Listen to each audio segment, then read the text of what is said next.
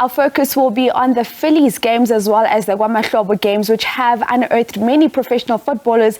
And to bring some context to this conversation, we have Cameron Mathebula from the Phillies games joining us. He is one of the organizers. And we also have Patrick Ntenjwa from the Kwa Mahlobo Games. He is the co-founder of those games that take place in Soweto. Good morning, Cameron, as well as Patrick. Thank you so much for joining us today here on Sports on Morning Live. Morning to Morning Live viewers and all the people around the country. This is Patrick Ntenjwa from the Kwa Mahlobo Games. But Patrick, let's talk about the importance of these festive games that normally take place in December in terms of the development of football in South Africa.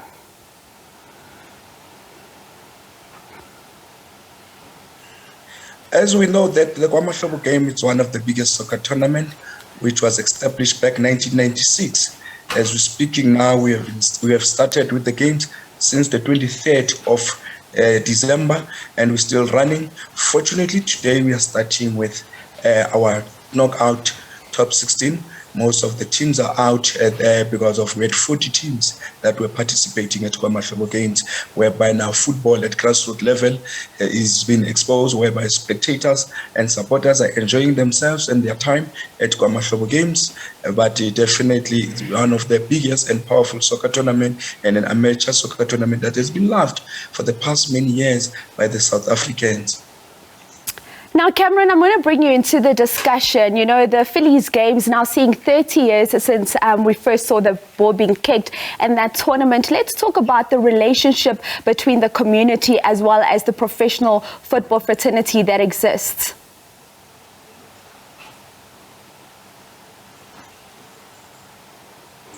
Okay, it seems like we are having a problem there with Cameron. Let me bring the question to you, Patrick. What would you say is the relationship that exists there between the community, where the Mahlobo Games take place, as well as the professional football fraternity? You know, it's no longer about football anymore, but it has changed to be one of the social events and one of the events that is in the calendar of all the South Africans. But definitely, you know, during December, there are so many challenges and there are so many, we have issues of drugs, we have issues of alcohol and everything. But when the Kwa Mahlobo Games plays, it definitely helps in assisting of reducing of crime rates during the festive games and also the level of drugs and all these bad things that are happening in our country.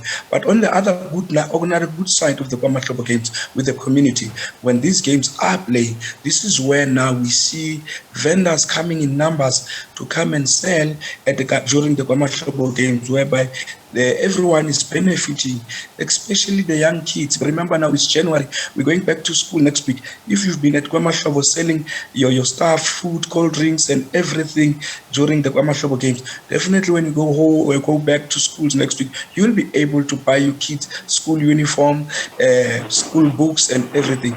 In short, these games has tended to be one of the financial spins of the country, where everybody, when the Kwa Mahlobo Games play, they will definitely say come in and participate, and the community loves the games. These games belongs to them, no longer to us. Certainly. Now let's talk about how the Mahlobo Games have given a platform to a lot of footballers that we know today, the likes of Shaba, we've got Abo Atazwane, Abo Yeye. Let's talk about the financial burden of putting together a tournament of this nature and whether or not corporate South Africa has actually come to the party in assisting to alleviate that financial burden. Yeah, definitely it's not easy, especially during the COVID time. Remember these games, these are the games that is produced, as you indicated, the Atazwanas, the Busiso Vilagazis of this country.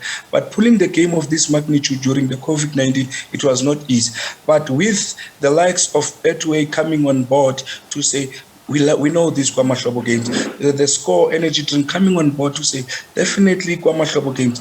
But definitely when you look at companies like Betway coming from all over the country to say, no, we are begging the Kwa Mahlobo Games, since we know the record of Kwa Mahlobo Games. But it definitely financially, it is draining. It is draining. Look at the prize money there. It's very difficult to raise those the prize money for the teams winners, and also running the event itself, because an event that runs for 16 days every day, it's financially financially costly, but to all the sponsors that come in on board to support the Kwa Mahlobo Games, we're saying to them, we love you as a community, as a committee of Kwa Mahlobo. We really, really appreciate and we are willing to work with you. In particular, those companies that they said, no, these are our community games. We love our community. But to the likes of Betway, Score Energy Drink, everybody, TF Marketing, everybody who's involved with Kwa Mahlobo, we say we are moving forward. We are not here to stop. But COVID has also played its role when the Kwa Mahlobo Games play. But definitely these are community games. Okay, we'll delve a little bit deeper into that COVID-19 discussion and how it's affected the games. But Cameron, I'm going to bring you into the discussion now. I think your audio must be fine by now. Let's talk about the Phillies games and how it's given a platform. And we've seen stars such as the likes of Teko Modise, Themba Zwane, Mthokozisi Yende, football players that we've seen over the years gracing your tournament. How important would you say a tournament like the Phillies games plays in giving that platform to younger players? I mean, this year we've seen Mfundo Vilakazi, who a lot of people have been talking about. But what role does it play in grooming these young players that come through these tournaments to ensure that if a team like Kaizer Chiefs, Orlando Pirates, Mamelodi Sundowns does approach them, that it's not just being starstruck and just not being able to deal with that pressure and that stardom which just comes from nowhere? Yes, safe to say is that Phillies games gives you the exposure. It gets you used to the pressure, which you'll probably experience when you get to the PSL. So if you can make it, it's like an essay test. If you can make it by the Phillies games, you can make it in the PSL. So a lot of players get motivation and get inspired throughout the year to train, to come and make sure that they come and shine at the Phillies games. And basically that's the exposure that we want from our end to give to football as a whole. Certainly. And as we talk about the Phillies games and the stars we've seen coming through from there, have you found that as the tournaments progress and the more years you spend in these tournaments, it's starting to change in terms of the style of play? I mean, we know Kasi football, it's all about Ishibobo, it's Amaya, it's Tende, Vala. Are you seeing that change now because these players are seeing this as a platform to be scouted potentially for one of the professional teams? Yes, obviously, but flair has always been a Kasi. It's a Kasi thing. So I think we've struck a perfect balance when it comes to professionality. They also know that, look, there are fans that are looking for that Kasi flair, so they give us a bit of both. When it starts getting tough and the money is at stake as well, they start getting a bit serious. But I think we do have the perfect balance, and the scout can generally see that, look, this player is raw, like you saw with Mfundo Vilakazi. He's raw talent, but his technique, you can see it. So all you got to do is just nurture that technique, and you've got a superstar. Now let's talk about, I'll start with you, Patrick. Let's talk about the growth of the Kwa Mahlobo Games. I mean, you were telling us now it started in 1996, but we've seen the growth over the years and really having outgrown the communities, Kwa Mahlobo, Soweto, but now we're seeing teams from different provinces actually wanting to come and participate in the Kwa Mahlobo Games. Talk us through your growth as a tournament. You see, it's commitment and passion. The manner in which the organizers of the Kwa Mahlobo Games plan, it takes us the whole year to plan for an event of the 16 days. Just after the 9th, when the final is going to play, we are going back to drawing board and start planning for the next event and hunting for those sponsors around the country, whereby we start knocking to the doors of the likes of Betways, the likes of Square Energy Drink, so that we plan. But if we manage to draw teams from outside the province, teams coming from KwaZulu-Natal, teams coming from Limpopo, teams coming all corners of the country, that definitely shows that Kwa Mahlobo Games is the platform that creates a space for unidentified and raw talent. Remember, the Kwa Mahlobo Games are played in a very, very dusty ground of Soweto. We don't have fancy stadiums in Soweto. We just still use the originality.